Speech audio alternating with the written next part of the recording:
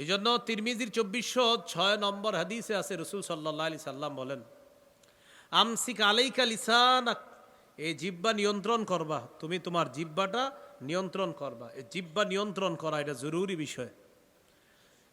তো জালেমদেরকে আল্লাহ বলবে, তোমরা না বলতা তোমাদের কোনো লয় নাই, তোমাদের কোনো ক্ষয় নাই, এখন আবার আমার কাছে কেন বলছো দুনিয়াতে ফিরে যেতে চাও? জালেমদেরকে আল্লাহ তাআলা এইভাবে বলে দিবেন, শপথ করে বলতা তোমাদেরকে পতন ঘটানোর মতো কেউ নাই, এই কথা তোমরা কত বলতা।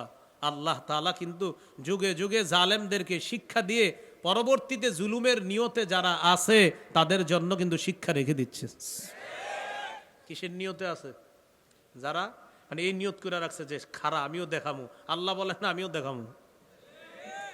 যদি কেউ এই নিয়ত করে থাকে যে এখন আমার পালা, আল্লাহ বলবে ঠিক আছে, আগেরটারে যা করছি পরে তোমারে ধর্ম আরো বেশি করে।